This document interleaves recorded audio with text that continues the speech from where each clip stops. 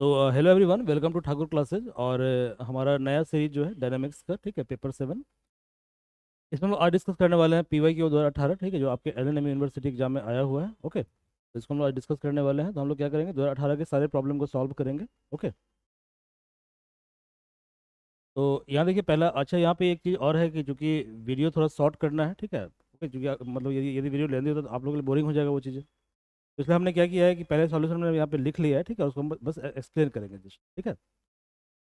तो पहला जो क्वेश्चन आपका ये देखिए, पहला क्वेश्चन क्या आया हुआ है। पहला क्वेश्चन ये है कि so that two simple harmonic motion of same period and same straight line may be compounded, ठीक है। कंपाउंड का मतलब जोड़ना होता है। ओके, तो यहाँ सिंपली ये कह रहा है कि दो सिंपल हार्मोनिक मोशन क्या करना है, आपको जोड़ना है, ठीक है। तो there are two simple harmonic motion equation, ठीक है, और दोनों क्या है, अलग अलग इक्वेशन, क्लियर है। और दोनों क्या करना है, आपको सम करना है। ओके, तो यहाँ पे देखिए जरा, हमने क्या किया, हमने एक इक्वेशन ले लिया इस तरह से।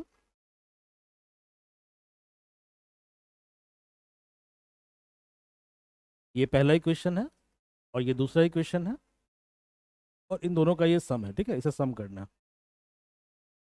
तो पहली बात तो ये है कि जैसे कि जो टाइम पीरियड सिंपल पेंडुलम का होता है, ठीक है, वो होता है क्या कहते हैं, 2 पाई बाई ओमेगा होता है। इसको यहाँ पे रूट ओमेगा से लोग डिनोट करते हैं, ठीक है। तो 2 पाई बाई ओमेगा होता है, क्लियर है।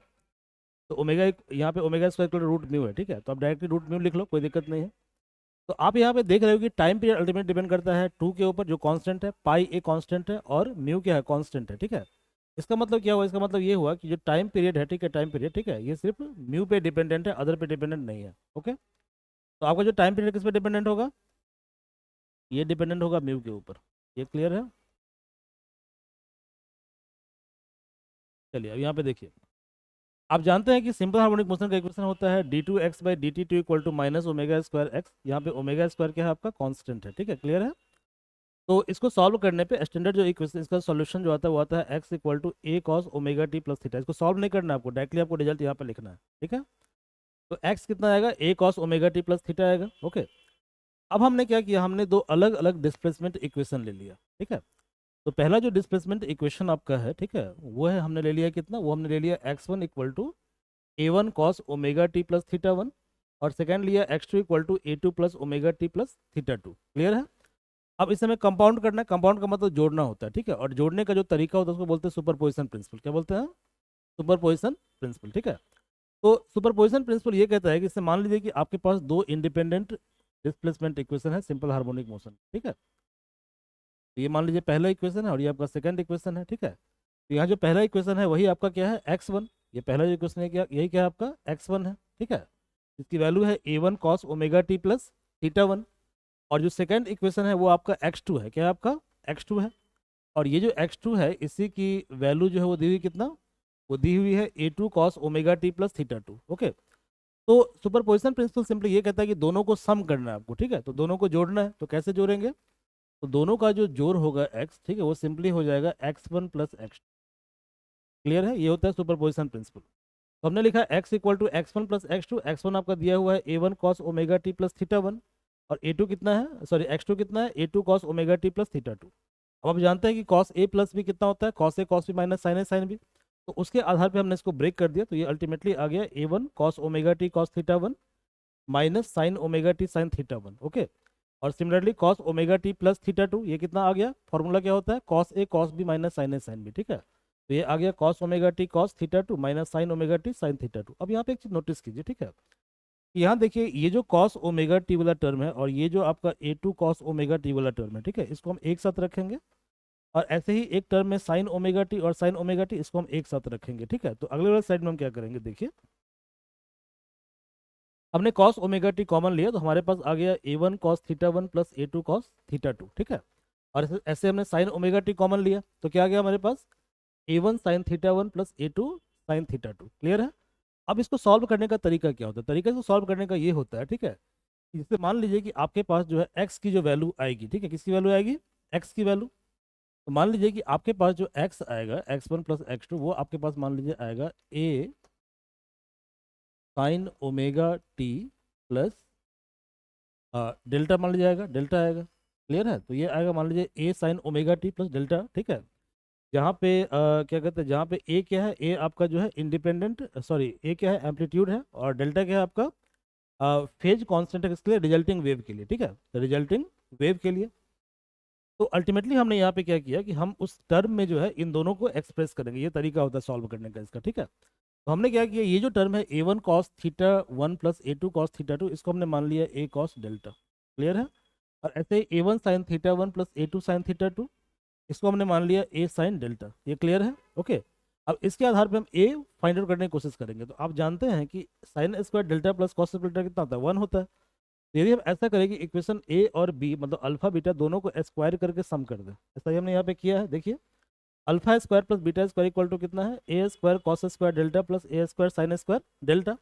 और ए कॉस डेल्टा कितना है, a one cos theta one plus a two cos theta two. Similarly a sine delta ये कितना है आपका, ये आपका है a one sine theta one plus a two sine theta one, इसको भी हमने स्क्वायर करके सम कर दिया। इसको अल्टीमेटली सॉल्व करने पे कितना आ जाएगा, देखिए। तो ये फाइनली सॉल्व करने पे आ जाएगा a square cos square delta plus sine square delta. अब इसको ब्रेक करें, तो इसको ब्रेक करेंगे ना, तो देखिए यहाँ पे a one square cos square theta one और यहाँ पे आएगा a one square sine square theta one. तो हम यहाँ पे क्या करेंगे, sine square theta one cos square theta one common ले लेंगे, ठीक है। ऐसे यहाँ पे आएगा a two square cos square theta two, a two square sine square theta two, उसको हम कॉमन ले लेंगे, ठीक है। तो यहाँ पे हमने वही काम किया है, क्या किया है हमने, देखिए।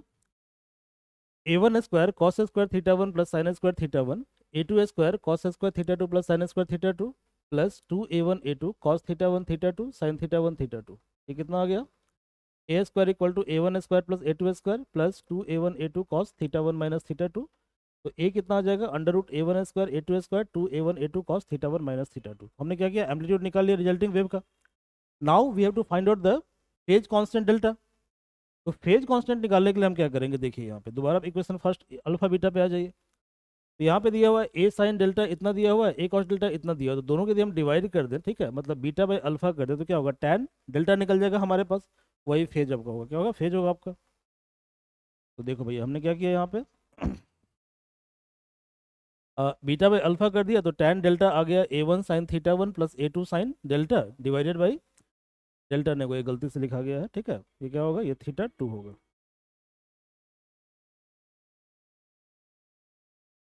थीटा टू होगा divided by a one cos theta one plus a two cos theta two, okay. तो इसी को हम बोलते हैं कंपाउंडेड और सुपरपोज वेव जो होगा, ठीक है, वो क्या होगा, इक्वेशन फर्स्ट सेकंड थर्ड और अल्फा बीटा से क्या हो जाएगा, वो सिंपली होता है आपका cos omega T A cos जो भी है, ठीक है। तो ये फाइनली आपका कंपाउंडेड वेव आ गया, ठीक है, वेव आ गया। और इसका एम्पलीट्यूड कितना है, तो एम्पलीट्यूड हमने निकाल लिया ऑलरेडी, ठीक है।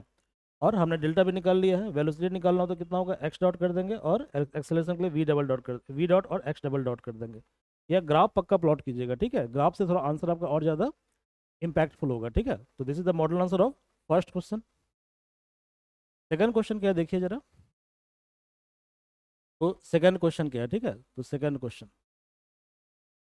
है कि particle whose mass is m, एक पार्टिकल है उसका मास कितना है, एम है। क्वेश्चन को पहले समझिए क्या कह रहा है, ठीक है। Is acted upon a force m mu x plus a four by x cube towards the origin, मतलब एक पार्टिकल है, ठीक है, ओके, जो कहीं पे है, ठीक है, कहाँ पे मुझे पता नहीं, बट कहीं पे है पार्टिकल, ठीक है, ओके। तो इस पार्टिकल पर क्या हो, एक फोर्स लग रहा है और फोर्स का डायरेक्शन ओरिजिन के टुवर्ड्स है, ठीक है, टुवर्ड्स है। If it start from rest at a distance a, मतलब किसी कोई पॉइंट है, ठीक है, जो ओरिजिन से, मान लीजिए ये ओरिजिन है, ठीक है, तो यहाँ से डिस्टेंस ए पे कोई पॉइंट है, ठीक है, मतलब मान लीजिए ये पॉइंट है, इस पॉइंट पे, ठीक है, at a, so that it will arrive at the origin at time t equal to pi by four mu, मतलब कि इस पार्टिकल को इस पॉइंट से, ठीक है, इस पॉइंट पे आने में जो टाइम लगेगा, ठीक है, टाइम वो कितना होगा, वो टाइम आपका होगा पाई बाई फोर म्यू। ऐसा क्वेश्चन में निकालना है आपको, ठीक है, फाइंड आउट करना है। तो पहली बात तो क्वेश्चन में ये दिया हुआ है कि force f equal to m u x plus a four by x cube, ऐसा दिया हुआ है, क्लियर है, ठीक है। अब क्या हो रहा है कि पार्टिकल जो ओरिजिन के टुवर्ड्स आ रहा है, ठीक है, तो यानी मोशन क्या रिटार्ड होगा, देखिए यहाँ आपने पढ़ा होगा, ये क्वेश्चन सिंपल हार्मोनिक मोशन का क्वेश्चन है, ठीक है। तो आप जानते हो कि सिंपल हार्मोनिक मोशन में क्या होता है, ठीक है, कि जब पार्टिकल यहाँ पे, तो क्या होगा, यहाँ पे आपका, चलो उतना कॉम्प्लेक्स मत करो, सिंपली, ठीक है। तो क्या है कि पार्टिकल आपका ओरिजिन की तरफ आ रहा है, तो डिस्प्लेसमेंट क्या हो रहा है, डिस्प्लेसमेंट आपका नेगेटिव में चला जाएगा, ठीक है, तो डिस्प्लेसमेंट आपका नेगेटिव में चला जाएगा, तो फोर्स क्या होगा, नेगेटिव आपका होगा, ठीक है। तो न्यूटन के सेकंड लॉ से आप जानते हो, क्या जानते हो, आप जानते हो कि mass into acceleration equal to क्या होता है, फोर्स अप्लाइड, क्लियर है। और चूंकि यहाँ पे दिया हुआ है कि ये जो फोर्स है वो एक्स का फंक्शन है, ठीक है, तो आप जानते हो कि acceleration equal to d we by D T होता है। यदि हम d we by D t को d x by d x से मल्टीप्लाई करें तो कोई प्रॉब्लम नहीं है, ठीक है। D x upon D T क्या होगा, वी होगा, तो v d we by d x हो जाएगा ये, ठीक है। तो एक्सेलरेशन आपका हो जाएगा mass into v d we upon d x, ये हो जाएगा, मतलब d we by D t को हमने ऐसे लिख दिया, ठीक है। इक्वल टू फोर्स कितना है, m mu x plus a four by x cube, और पार्टिकल जो कि ओरिजिन की तरफ आ रहा है, ठीक है, तो फोर्स क्या होगा, रिटार्डिंग फोर्स होगा, नेगेटिव फोर्स होगा, ठीक है। एम एम कैंसिल आउट कर दीजिए, तो v d by d x आपका आ गया minus mu x plus a four by x cube, ठीक है। अब इसको इंटीग्रेट कर दें आप, v d v equal to mu x plus a four by x cube d x, ठीक है। तो वी डी वी कितना होगा, v x square by two, mu x D x कितना होगा, mu x square by two, और ए four D x by x Q कितना होगा, वन बाई एक्स स्क्वायर होगा, ठीक है, क्लियर है, प्लस सम कांस्टेंट। अब आप जानते हैं कि जब पार्टिकल ए डिस्टेंस पे था, ठीक है, आप लोग पढ़े हो ना अभी क्वेश्चन के अंदर, क्या पढ़े हो क्वेश्चन में, क्या कंडीशन दिया हुआ है, यहाँ देखिए, पार्टिकल जब यहाँ पे है, ठीक है, तो यहाँ से क्या करता है, मोशन को स्टार्ट करता है, तो इस पॉइंट पे वेलोसिटी क्या होगा, जीरो होगा, तो इस पॉइंट पे पार्टिकल की जो वेलोसिटी है वो जीरो है, तो at x equal to a velocity is zero, ठीक है, जीरो। तो हमने क्या किया, हमने यहाँ पे सेट कर दिया, जो वेलोसिटी का फॉर्मूला हमारे पास आया था v s square by two equal to something आया था, ठीक है, ये हमने इसको सेट कर दिया, ठीक है। तो v equal to zero equal to minus mu x कितना है, ए है, तो a square by two plus जो भी है, ठीक है। इसको सॉल्व करने पे अल्टीमेटली जो है सी आपका आ जाएगा mu A square by to, clear है। तो वी स्क्वायर कितना हो जाएगा, तो आप वहाँ पे सी का वैल्यू पुट करेंगे तो इतना आ जाएगा mu a four minus x four by s x square, तो वी आ जाएगा root mu by x under root a four minus x four, clear है। बट हमें निकालना क्या, हमें निकालना है डिस्प्लेसमेंट। तो अब यहाँ पे देखिए, यहाँ पे वेलोसिटी जो होगा, वेलोसिटी क्या होगा, वेलोसिटी प्लस माइनस होगा, प्लस वाले को हम ले नहीं सकते क्योंकि वेलोसिटी क्या हो रहा है, डिक्रीज हो रहा है, पार्टिकल आ रहा है ओरिजिन की तरफ, ओके, तो वेलोसिटी क्या हो रहा है, डिक्रीज हो रहा है, ठीक है। यहाँ लिखा भी है negative sign because velocity is decreasing, तो v equal to minus root mu by x इतना हो गया, तो आप लिख सकते हो d v equal to d x by D T होता है, बराबर माइनस रूट म्यू इतना हो गया, ठीक है। तो ये हो गया एक्स डी एक्स बाई इतना equal to mu root mu d T, ठीक है, म्यू डी टी, ये हो root mu t one by two cos inverse x square by a square, ये इसका फॉर्मूला होता है जी, ठीक है।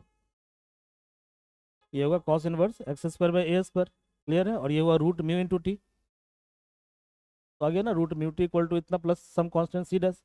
अब at x equal to a, मतलब जब पार्टिकल ए पॉइंट पे था तो टाइम क्या था, टाइम जीरो, चूंकि मोशन वहाँ से स्टार्ट हो रहा है, ठीक है।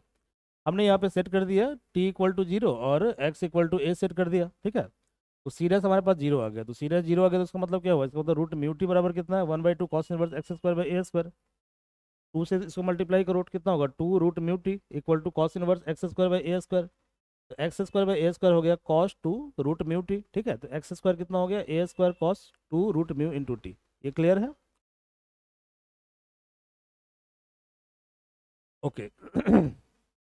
तो time taken by particle to reach the origin, ठीक है, तो जब पार्टिकल ओरिजिन पे होगा तो एक्स क्या होगा, जीरो होगा, और हमारे पास क्या फॉर्मूला है, फॉर्मूला है x square equal to a square cos two root mu into t, x तो जीरो होगा, ठीक है, ओरिजिन पे, तो zero equal to a square cos two root mu into t equal to cos pi by two, यानी कि ये कितना हो जाएगा, ये आपको पाई बाई टू के बराबर हो जाएगा, ठीक है। तो यहाँ से टी हो जाएगा पाई बाई फोर रूट में, यही आपको प्रूव करना था,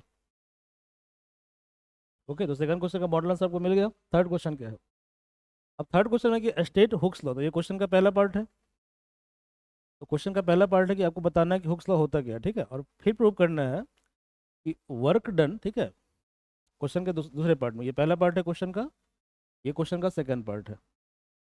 तो सेकंड पार्ट में प्रूव करना है कि work done against the tension, ठीक है, टेंशन एक फोर्स है, in stretching string of elastic string, ठीक है, is equal to product of its extension, ठीक है, extension and mean of initial and final tension, समझ में आ रहा है। यानी सिंपली ये कह रहा है कि जैसे मान लो कि इलास्टिक स्ट्रिंग है, ठीक है जी, स्ट्रिंग है, तो मान लो इसका लेंथ शुरू में क्या है, ए है, अब फिर खींच के इसको तुम बी तक ले गए, ठीक है, तो उसका फाइनल लेंथ क्या हुआ, बी हुआ, ठीक है, बी हुआ। तो आपको यही प्रूव करना है कि भाई इस पे जो वर्क आप कर रहे हो, ठीक है, मतलब इसको ए से बी तक जो आप खींच रहे हो, ठीक है, उस पर आप वर्क करोगे, ओके। तो वो जो आपका वर्क होगा, वर्क, ठीक है, that is equal to product of its extension, तो एक्सटेंशन क्या होगा, b minus a, b minus a and the mean of initial and final tension. अब मान लो जब पार्टिकल यहाँ पे है, ठीक है, जब ए है एक्सटेंशन तो टेंशन को टी वन मान लो, और जब बी तक खींच दिया तो टेंशन यहाँ पे टी टू हो गया, ठीक है, तो इसका एवरेज क्या होगा, T one plus T two by two, यही आपको प्रूव करना है, ठीक है। तो सबसे पहले हम डिफाइन करेंगे हुक्स लॉ को, जो पहला पार्ट क्वेश्चन का है। तो हुक्स लॉ सिंपली क्या होता है कि जैसे मान लीजिए कि कोई स्ट्रिंग है, उसको आप खींच रहे हो, ठीक है, क्लियर है। तो स्ट्रिंग को जो खींचोगे उसके कारण क्या होगा, स्ट्रिंग में एक्सटेंशन होगा, ठीक है। तो एक्सटेंशन प्रोड्यूस्ड इन स्ट्रिंग जो है, ठीक है, ये 3 4 चीज़ों पे डिपेंड करता है। तो पहला फैक्टर क्या है, पहला फैक्टर है कि उसका क्या कहते हैं, हाँ, पहला है लेंथ एल, पहला क्या है लेंथ एल, तो पहला डिपेंड करता है product of tension t, natural length l और inversely proportional to cross sectional area. इसका मतलब ये हुआ, ठीक है, कि तुम जो एक्सटेंशन प्रोड्यूस हो रहा है, ठीक है, प्रोड्यूस, वो डिपेंड करता है कितना फोर्स तुम लगा रहे हो, जितना फोर्स लगाओगे उतना एक्सटेंशन होगा, उतना खिंचाव होगा, ठीक है। इसके अलावा नेचुरल लेंथ के ऊपर डिपेंड करता है और इनवर्सली प्रोपोर्शनल टू एरिया होता है। तो यानी एक्स बराबर क्या होगा, एक्स बराबर होगा 1/λ TL/A। यहाँ पे 1/λ तुम्हारा क्या है, कॉन्स्टेंट है, ठीक है। यदि हम एरिया को 1 फिक्स कर दे, मतलब एरिया को 1 यूनिट ले ले, ठीक है, तो इस केस में एक्स कितना हो जाएगा, TL/A।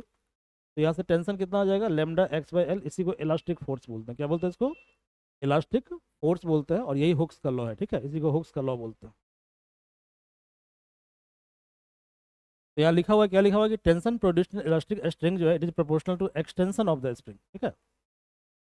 ओके, देखो इसके क्या कहते हैं, एक्सटेंशन, एक्सटेंशन क्या है, एक्स है ना, ठीक है, आपने एक्स तक खींच दिया उसको, ठीक है, ये एक्सटेंशन हो गया, उसी के प्रोपोर्शनल है ये। ओके, लेमडा कांस्टेंट है, एल फिक्स है,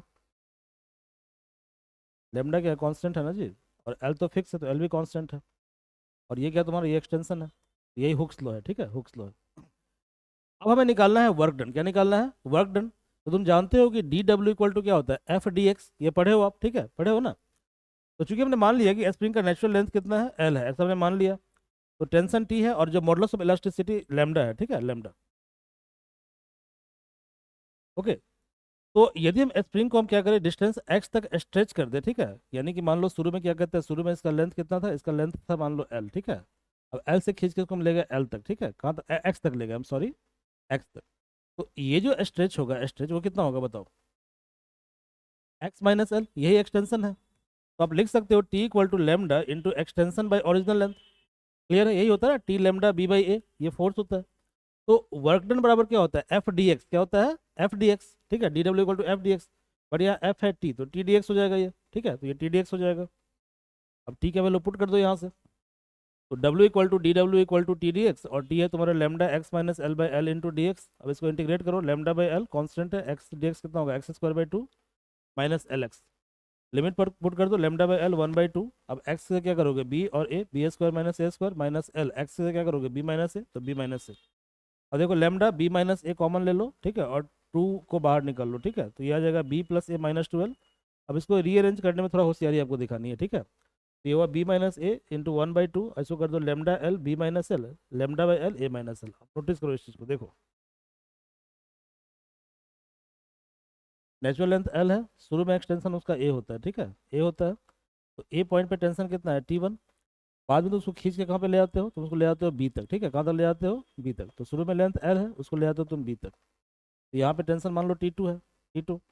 तो कितना होगा, lambda by L B - L, ये एक तरह का टेंशन फोर्स है। Lambda by L A - L, ये भी एक तरह का टेंशन फोर्स है। जो A - L वाला टेंशन है वो T1 है, ठीक है, और जो B - L है वो टेंशन T2 है। तो कितना हो जाएगा, B - A 1/2 T1 + T2, तो B - A T1 + T2/2। तो B - A क्या है, तुम्हारा एक्सटेंशन है, और T1 + T2/2 क्या है, एवरेज, एवरेज ऑफ फोर्स है। ये आपको प्रूव करना था। थर्ड क्वेश्चन देखो क्या है, तो नेक्स्ट क्वेश्चन कह रहा है कि इलास्टिक स्प्रिंग है जिसका नेचुरल लेंथ एल है, ठीक है, तो स्प्रिंग है, स्प्रिंग का लेंथ कितना दिया हुआ है, नेचुरल लेंथ है इसका एल, कोई दिक्कत नहीं है, ठीक है। And modulus of elasticity is lambda, ठीक है, तो इसका लेमडा क्या है, मॉडुलस ऑफ इलास्टिसिटी है, ठीक है। तो जो मॉडुलस ऑफ इलास्टिसिटी कांस्टेंट होता है उसके द्वारा हम क्या करते हैं, उसको हम मेजर करते हैं, इलास्टिसिटी को मेजर करते हैं, ठीक है, that is lambda. Is hung by one end, ठीक है, and other is other side a particle of mass m. तो यानी कहने का मतलब इसका एक पॉइंट फिक्स है, और अदर पे हमने क्या किया, एक मास को रख दिया यहाँ पे, मास एम को, ठीक है। तो so that at the time of vertical oscillation, ठीक है, ये टाइम, ये होगा टाइम पीरियड होगा, ठीक है, आपको शो करना है कि टाइम पीरियड क्या होगा, 2π√ml/λ, या LM/λ, ये होगा, ये आपको प्रूव करना है। पहले क्वेश्चन को समझो, देखो पहले तो शुरू में ये स्ट्रिंग है, जैसे तुम यहाँ से मास एम को अटैच करोगे तो क्या होगा, ये स्प्रिंग नीचे आ जाएगा, ठीक है, ये नीचे आ जाएगा, और नीचे आने के बाद क्या होगा, इक्विलिब्रियम स्टेट को ये क्या कहते हैं, मतलब एक्वायर करेगा। जैसे मान लो कोई स्ट्रिंग है या कोई स्प्रिंग है, ठीक है, तो स्प्रिंग पर जैसे तुम मास को पुट करते हो, पुट करने के बाद क्या होता है, पुट करने के बाद जो है, ठीक है, एक पर्टिकुलर समय के बाद जो है वो स्प्रिंग फर्दर क्या होता है, नीचे खिंचाता है, ठीक है। तो mg नीचे लग रहा है, और ऊपर क्या हुआ, ऊपर एक फोर्स लग रहा है, टेंशन, ठीक है, स्प्रिंग में kx लगता है। तो इक्विलिब्रियम पॉइंट पे क्या होगा, इक्विलिब्रियम पॉइंट पे एम जी बराबर क्या होगा, टेंशन होगा, एम जी बराबर टी होगा, ठीक है, टी होगा। यहाँ पे यही चीज़ लिखा हुआ देखो, फ्रॉम हुक्स लॉ हमने मान लिया इनिशियली टेंशन फोर्स क्या है, टी नॉट है इक्वल टू एम जी है, ठीक है, और टी नॉट क्या होगा, lambda into b by l equal to m g, ऐसा हमने मान लिया, ठीक है, बी बाई एल, जहाँ पे बी तुम्हारा एक्सटेंशन है, बी तुम्हारा क्या है, एक्सटेंशन। ओके, अब क्या कहता है, कहता है कि आपको टाइम पीरियड निकालना है, तो टाइम पीरियड निकालने का मतलब ये हुआ कि देखो पहले तुम क्या किया, पहले तुम स्प्रिंग को फिक्स किया, अब तुम स्प्रिंग को फर्दर तुम पुश करोगे तभी तो ये ऑसिलेट करेगा ऊपर नीचे, आ रहा समझ में, और जब ये ऑसिलेट करेगा तभी तुम टाइम पीरियड निकालोगे, ठीक है। तो हमने क्या किया, फर्दर इस पे फोर्स लगाया, उस फोर्स के कारण क्या हुआ कि स्प्रिंग और फर्दर नीचे चला गया, क्लियर है, और अब क्या कर रहा है, अब ये आगे पीछे मूव कर रहा है, ठीक है, अब ये मोशन कर रहा है, ठीक है। तो अब क्या होगा, अब टेंशन फोर्स चेंज हो जाएगा, जब तुम फर्दर फोर्स को नीचे लगाओगे तो ऊपर क्या होगा, ऊपर फिर से फोर्स एक्ट करेगा, इस आपने पढ़ा होगा ना 11वीं कक्षा में, 11th क्लास में। तो नया टेंशन कितना हुआ, टी हो गया। तो if spring is extended further, ठीक है, फॉर डिस्टेंस एक्स, ठीक है, then again from Hooke's law, okay, फिर हुक्स लॉ से क्या हो जाएगा, हुक्स लॉ से हो जाएगा टी बराबर लैम्डा, पहले क्या था एक्सटेंशन बी था, अब उसमें एक्स और ऐड हो गया तो b plus x by l, मतलब ये वो lambda b by l plus lambda x by l, और lambda b by l m g होता है तो m g plus lambda x by l हो गया, क्लियर है। अब देखो भाई, तुम जानते हो कि क्या कहते हैं, net force equal to mass into acceleration होता है, ठीक है, तो एम जी फोर्स नीचे लग रहा है क्योंकि ब्लॉक नीचे जा रहा है, क्लियर है, और टेंशन फोर्स ऊपर लग रहा है, तो नेट फोर्स क्या होगा, एम जी माइनस टी, तो नेट फोर्स हो गया एम जी माइनस टी बराबर मास इंटू एक्सेलरेशन, एक्सेलरेशन को हम लिख सकते हैं d two x by D T two, m m cancel हो गया, ठीक है। तो देखो यहाँ पे आ गया, मतलब ये एम जी और टी का value m g minus lambda x by l है, यहाँ निकाले हो तुम, ठीक है। तो अल्टीमेटली तुम्हारे पास आ जाएगा d two x by D T two equal to lambda by m l, इस एम को यहाँ पे ले जाओगे तुम, ठीक है, इंटू एक्स। अब तुमने पढ़ा होगा सिंपल हार्मोनिक मोशन के अंदर कि d two x by D t बराबर क्या होता है, बराबर होता है माइनस ओमेगा स्क्वायर एक्स, ये पढ़े हो सिंपल हार्मोनिक मोशन में। तो चूंकि सिंपल हार्मोनिक मोशन में पढ़ा हुआ है कि d two x by d two equal to a equal to minus omega square x होता है, ठीक है, एक्स होता है, और हमारे पास भी क्या है, ए इक्वल टू है माइनस ओमेगा स्क्वायर एक्स, तो यदि इसको हम कंपेयर करें तो ओमेगा स्क्वायर कितना होगा, लेमडा बाई एम एल, तो ओमेगा स्क्वायर तुम्हारा हो जाएगा लेमडा बाई एम एल, तो ओमेगा कितना होगा, root under lambda by m l. अब टाइम पीरियड टी होता है 2 पाई बाई ओमेगा, तो ये 2 pi root m l by lambda हो जाएगा, ये तुम्हारा आंसर है, ठीक है, ये तुमको फाइंड आउट करना है, तो this you have to find out. अगला प्रश्न देखो क्या पूछा हुआ है, क्वेश्चन पूछा है कि in an orbit described under the force, इसको सेंट्रल फोर्स प्रॉब्लम बोलते हैं, ठीक है जी, प्रॉब्लम बोलते हैं, ओके। तो एक ऑर्बिट है जिसपे जिसपे कुछ फोर्स लग रहा है, ठीक है, described under the force, under force to centre the velocity at any point is inversely proportional to distance, ठीक है। तो दिया हुआ है कि वेलोसिटी जो है वो प्रोपोर्शनल टू किसके है, इनवर्सली प्रोपोर्शनल टू डिस्टेंस के है, ठीक है, from the centre of point. तो यहाँ पे आपको निकालना है, आपको दिखाना है कि पाथ क्या होगा, इक्विस्पाइरल होगा, ठीक है। तो तुम जानते हो कि जब कोई पार्टिकल सर्कुलर पाथ पे घूमता है, ठीक है, तो उस पर सेंट्रीपिटल फोर्स लगता है, और सेंट्रीपिटल फोर्स होता है m v square by are होता है, ये जानते हो तुम, ठीक है। देखो यहाँ पे मान लो ये सर्कुलर पाथ है, ठीक है, तो यहाँ पर जो फोर्स लगेगा उस फोर्स को क्या बोलते हो तुम, तो बोलते हो m v square by r. जब फोर्स तुम्हारा इतना तो इसका मतलब एक्सेलरेशन क्या होगा, वी स्क्वायर बाई आर होगा, ये क्लियर है, समझ में आ रहा है। तो यहाँ पे क्या करते हैं कि एक्सेलरेशन को हमने पी से डिनोट किया, तो हम लिख सकते हैं p equal to we square by r, clear है। और इक्वेशन ऑफ पाथ जो है वो होता है P equal to h square by P Q D P by D r, और वेलोसिटी होता है एच बाई पी, इसमें स्टैंडर्ड रिजल्ट होता है, ओके। ये आप पढ़ लीजिएगा किताब में, ठीक है, किताब में दिया हुआ है, चैप्टर का नाम होगा इनवर्स स्क्वायर लॉ फोर्स, ठीक है, उसमें पढ़ लीजिएगा, ठीक है, inverse square law in polar coordinate system, okay, ये आगे हम डिराइव भी करेंगे, ठीक है। तो देखो H square by P square by R हो गया, H square by P square P Q D P by D R, तो यहाँ से डी आर बाई आर आ जाएगा, डी पी बाई पी आ जाएगा, ठीक है। अब इसको इंटीग्रेट कर दो, जब इंटीग्रेट करोगे तो क्या होगा, यहाँ पे देखो, अच्छा पहले एल एन ले लो, ठीक है, अच्छा इंटीग्रेट करो तो डी आर बाई आर क्या होता है, तुम जानते हो ना, integration D x by x बराबर होता है एल एन एक्स, ये तुम्हारा हो गया l n d are by r equal to l n d P by p, तो l n r plus l n a, जहाँ पे एल एन ए क्या कॉन्स्टेंट है, equal to l n p, तो एल एन आर ए बराबर क्या होगा, P होगा, तो यानी पी बराबर ए आर हो गया, ठीक है। तो इसी को हम बोलते हैं इक्वी एंगुलर एस्पायरल पाथ बोलते हैं, क्या बोलते हैं, इक्वी एंगुलर एस्पायरल पाथ बोलते हैं, ये तुमको प्रूव करना है, देखो यहाँ पे ये प्रूव करना है ना कि उधर path is equiangular spiral, ये प्रूव करना है आपको। अब देखो P equal to we square by are होता है और V equal to H by P होता है, तो एच बाई पी का स्क्वायर इंटू 1 बाई आर, ये हो गया H square by P square R हो गया, ठीक है। अभी तुम P निकाले हो ए आर, तो पी तुम निकाले ए आर, तो पी ए स्क्वायर कितना होगा, ए स्क्वायर आर स्क्वायर, यानी a square are square into r, a square r cube. अब यहाँ पे एच तुम्हारा कांस्टेंट है, ठीक है, और ए भी तुम्हारा कांस्टेंट है। ओके, तो पी प्रोपोर्शनल टू कितना होगा, 1/r Q. Okay, 1/r Q, ये तुमको प्रूव करना था इस क्वेश्चन। अगला प्रश्न देखो, ये भी काफी अच्छा क्वेश्चन है, ठीक है। क्वेश्चन है कि एक पार्टिकल जो है किसी पाथ पे मूव करता है, ठीक है, तो किसी पाथ पे मूव कर रहा है, ऐसा दिया हुआ है, ठीक है।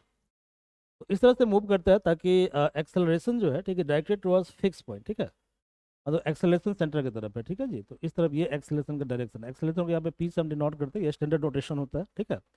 जनरली ए से डिनोट करते हैं, but inverse square law in polar coordinate system यहाँ पे हम पी से डिनोट करते हैं, ठीक है। तो ये स्टैंडर्ड नोशन इसका है। तो कह रहा है कि acceleration is proportional to mu by distance square, ठीक है। तो पी इक्वल टू क्या है, म्यू बाई आर स्क्वायर है, P equal to mu by are square. Okay, और देखो इक्वेशन ऑफ पाथ ये होता है, ठीक है, कि H square by P Q D P by D R equal to mu by are square, ये तुमको याद रखना पड़ेगा, ठीक है, ये स्टैंडर्ड रिजल्ट है, ठीक है, इसको बोलते हैं इक्वेशन ऑफ पाथ, ठीक है। तीन इक्वेशन याद करना पड़ेगा, ठीक है, ये हम आगे अभी डिस्कस करेंगे। तो देखो यहाँ पे क्या करो, इसको तुम इंटीग्रेट कर दो अरेंज करने के बाद। इंटीग्रेट करने में फाइनल तुम्हारे पास रिजल्ट आएगा h square by P square equal to 2 mu by r plus c, ठीक है। अब देखो पी आर मतलब क्या है, पी आर के टर्म में जो है, ठीक है, पी आर के टर्म में यानी पोलर कोऑर्डिनेट सिस्टम के टर्म में हाइपरबोला इलिप्स का जो इक्वेशन होता है, ठीक है, वो ये होता है B square by P square equal to 2a/r+1, ठीक है। यहाँ पे ए तुम्हारा मेजर एक्सिस है, बी तुम्हारा माइनर एक्सिस है, और पी तुम्हारा क्या है, परपेंडिकुलर है। क्लियर है। और ऐसे इलिप्स के लिए होता है B square by P square equal to 2a/r-1। अब तुम क्या करो, तुम जो रिजल्ट निकाले हो, ठीक है, ये जो पाथ तुम डिराइव किए हो, ठीक है, किससे डिराइव किए हो, जो कंडीशन तुम्हारा यहाँ पे दिया हुआ है।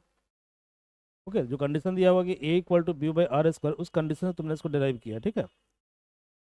तो यदि हम इक्वेशन फर्स्ट को इन दोनों से कंपेयर करें, तो यहाँ पे नोटिस करो, देखो यहाँ पे h square by P square equal to 2 mu by r plus c है, यहाँ पे क्या है, B square by P square equal to 2a/r+c, ठीक है। यहाँ पे एच कांस्टेंट है, म्यू कांस्टेंट है, यहाँ पे बी कांस्टेंट है, ए कांस्टेंट है। क्लियर है, ठीक है। ऐसे यहाँ पे देखो B square by P square equal to 2a/r-1, ये इलिप्स का स्टैंडर्ड इक्वेशन होता है, ठीक है, पी आर इक्वेशन इसको बोलते हैं। क्लियर है। इसका मतलब क्या हुआ, इसका मतलब ये हुआ कि इसमें यदि हम सी का वैल्यू हम पुट कर दे +1, तो हाइपरबोला हो जाएगा, और यदि सी का वैल्यू -1 पुट कर तो क्या होगा, इलिप्स हो जाएगा, ठीक है। तो ये इलिप्स हो जाएगा। ये यहाँ पे लिखा हुआ कि hence for C equal to +1 equation 1 is hyperbola, and for C equal to -1 equation is ellipse. Parabolic path के केस में हम क्या करते हैं कि सी इक्वल टू 0 सेट करते हैं, ठीक है। कहाँ पे, इक्वेशन फर्स्ट के अंदर। कौन सा इक्वेशन, जो हमारे पास म्यू बाई आर स्क्वायर से आया है, क्या इक्वेशन है, h square by P square equal to 2 mu by आर+c। तो हाइपर पैराबोला के लिए सी क्या होता है, 0 होता है, ठीक है। हाइपरबोला के लिए क्या होता है, सी +1, ये तुमको याद रखना पड़ेगा। और एलिप्स के लिए होता है -1, ठीक है। तो H square by P square equal to 2 mu by R होगा, ठीक है, 2 म्यू बाई आर होगा। तो H P square by R कितना होगा, एच स्क्वायर बाई 2 म्यू, ठीक है। अब एच कांस्टेंट है, म्यू कांस्टेंट है, ये पूरा कांस्टेंट हो जाएगा, ठीक है। तो ये है पी आर इक्वेशन ऑफ क्या कहते हैं, पैराबोला, ठीक है। तो हमने पी आर इक्वेशन निकाल लिया पैराबोला का, इलिप्स का, हाइपरबोला का। अब देखो क्वेश्चन यही पूछ रहा था, क्वेश्चन क्या पूछ रहा था कि आपको प्रूव करना है कि पाथ क्या होगा, कोनिक सेक्शन होगा। देखो यहाँ पे, a particle moves in a path so that its acceleration is always directed towards the center the fixed point or equal to mu by distance square। यही हमने किया। सो दैट पाथ, तो ये path का इक्वेशन होता है, ये ध्यान रखना, ठीक है, इसको ये आपको ध्यान रखना पड़ेगा, ठीक है। तो शो करना है कि पाथ जो है वो कोनिक सेक्शन होगा, ठीक है, कोनिक सेक्शन होगा। तो देखो पाथ क्या होगा, कोनिक सेक्शन होगा, ठीक है। एक आ गया इलिप्स, एक आ गया हाइपरबोला, और एक आ गया पैराबोला। ओके, यही आपको प्रूव करना है। अगला क्वेश्चन देखो, ये भी काफी अच्छा ही क्वेश्चन है, ठीक है। Find the differential equation of central orbit in polar coordinate, ठीक है, पोलर कोऑर्डिनेट। हमने क्या किया, इनिशियली मान लिया कि ओ एक्स क्या है तुम्हारा, ओ एक्स तुम्हारा इनिशियल पॉइंट है, ठीक है। आ रहा समझ में, ओ एक्स तुम्हारा क्या है, इनिशियल पॉइंट है, ठीक है, इनिशियल पॉइंट है। फिर हमने क्या किया कि पार्टिकल को पहले हम यहाँ पे लेगा, फिर पार्टिकल को हम पी पॉइंट पे लेगा, ठीक है। और पी पॉइंट पे कोऑर्डिनेट हमने लिया आर और थीटा। यहाँ पे ये तुम्हारा आर हो गया, ठीक है, मतलब आर क्या रेडियस है, और थीटा क्या है तुम्हारा, ये एंगल है। क्लियर है।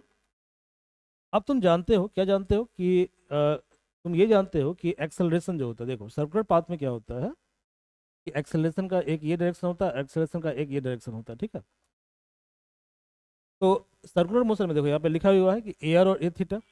तो सर्कुलर मोशन में क्या होता है कि जो नेट एक्सेलरेशन है, ठीक है, एक्सेलरेशन वो तुम्हारा है ए थीटा इंटू थीटा का, जहाँ पे थीटा तुम्हारा टेंजेंशियल है, ठीक है।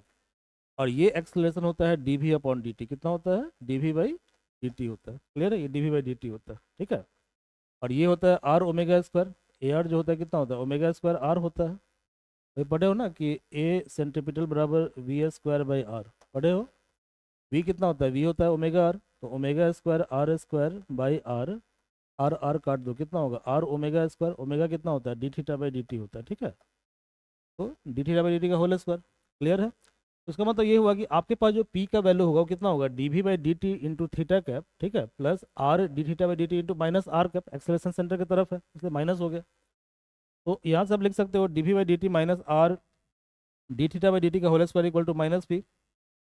भी कितना होता है? D are by D T होता है, तो कितना हो जाएगा? D two are by D T two minus r omega square, मतलब d theta by D t का whole square equal to minus p. तुम्हें इसी इक्वेशन को डिराइव करना है, ठीक है, इसी को बोलते हैं फोर्स इक्वेशन। ऐसे डिराइव करना, इसका तरीका क्या है? देखो यहाँ पे आगे सबसे पहले क्या करोगे, तुम जानते हो कि एक्सेलरेशन रेडियल है, ठीक है, एक्सेलरेशन क्या है? रेडियस के डायरेक्शन में, ठीक है। तो टेंजेंट वाला पार्ट क्या होगा? जीरो हो जाएगा, ठीक है। तो जब टेंजेंट वाला पार्ट जीरो होगा तो रेडियल पार्ट कितना है? One by R D by D T R square D theta by D T equal to zero, ठीक है।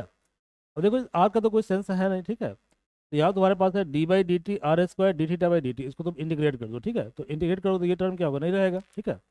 तो अल्टीमेटली तुम्हारे पास आ जाएगा, ठीक है, सॉल्व करके one by are square D theta upon D T equal to h आ जाएगा, जहाँ पे एच क्या है? तुम्हारा कांस्टेंट है, ठीक है, कांस्टेंट है। तो D theta upon D T equal to क्या लिखोगे? H by are square. अब यहाँ पे ये स्टैंडर्ड प्रोसीजर होता है, क्या होता है प्रोसीजर? कि यहाँ पे हम U equal to one by R हम सेट करते हैं, ठीक है। तो एक इक्वेशन ये है, it is very important equation, ठीक है, इक्वेशन। अब देखो तुम्हें क्या करना है, तुम्हें निकालना है ये इक्वेशन। तुम्हें क्या करना है? तुम्हें इसी इक्वेशन को फाइंड आउट करना है कि minus P equal to D two are by D T two minus R D theta by D T, ठीक है, का होल स्क्वायर। तो ऑलरेडी हम निकाल चुके हैं D theta by D T, एक टर्म तो आ गया D theta by D T. अब सेकंड टर्म है D two are by D T two, ठीक है, ये निकालना है ना। तो पहले हम D are by D T निकालते हैं। तो D are by D T क्या होगा? D by D T, R कितना है? वन बाई यू, ये सेट करना है तुमको इक्वेशन में, ठीक है। नहीं तो क्या कहते आपका आंसर नहीं आ पाएगा। अब डी बाई डी टी, तो टी के रिस्पेक्ट में यू को हम डिफ्रेंशिएट नहीं कर सकते, तो हमने इसको लिखा क्या कहते हैं? D by D you into D u by D T, तो फाइनली आ गया minus one by u square d u by D T, ठीक है, D u by D T. अब ये जो D u by D T इसको हम लिख सकते हैं D u by D theta into D theta by D T, ऐसा हम लिख सकते हैं। तो ये आपका हो जाएगा minus one by u square d u upon d theta, और D theta upon D T कितना आप निकाले हो? एच यू स्क्वायर, या सिर कर दो एच यू स्क्वायर, तो ये आ जाएगा minus h d u by D theta. ये क्लियर है? तो हमें निकालना क्या? हमें निकालना है D two are by D T two, तो ये होगा D by D t d are by D t, और d are by D T कितना है? Minus h d u by D theta. H constant है, बाहर कर दो, ठीक है। तो आपके पास आ गया D by D t D u by D theta. तो हम इसको लिख सकते हैं D upon d theta D u by D theta into D, मतलब इसको हमने मल्टीप्लाई किया जी, ठीक है, ओके। तो ये आ गया तुम्हारा माइनस एच, और ये टर्म हो गया तुम्हारा D two you by D theta two, ठीक है। और D theta upon D T already कितना है? एच यू स्क्वायर है, पहले से गिवन है, ये हमने फाइंड आउट कर लिया है, ठीक है। तो ये आ जाएगा आपका एच यू स्क्वायर और माइनस एच, तो minus H square you square D two you by D theta two, okay. अब आपको सिंपली कुछ नहीं करना है, सिंपली क्या करना है कि ऑलरेडी आपको पता है D two are by D T two कितना है, अभी आप निकाले हो, और D theta by D T ये भी आपको पता है कि आप क्या कहते हैं, आप निकाले हो, और आर भी आपको मालूम है कि वन बाई यू होता है। इस वैल्यू को पुट कर दीजिए यहाँ पे, कीजिए। तो d two are by D T two minus R D theta by D t का whole square equal to minus p. D two are by D T two कितना निकाले हो आप अभी? Minus H square you square D two you by D theta two, minus r कितना है? One by u, d theta upon D T कितना है? H you square, तो H square you four equal to minus p. H square you square common ले लो, d two you by D theta two plus u equal to minus p, ये cancel हो गया, तो P equal to h square u plus d two you by D theta two. It is very very important, ये difference 3 से 4 बार पूछा है, ठीक है, 3 to 4 टाइम। तो इसी को हम बोलते हैं फोर्थ इक्वेशन, क्या बोलते हैं? फोर्थ इक्वेशन, ठीक है। तो ये आपको प्रूव करना था।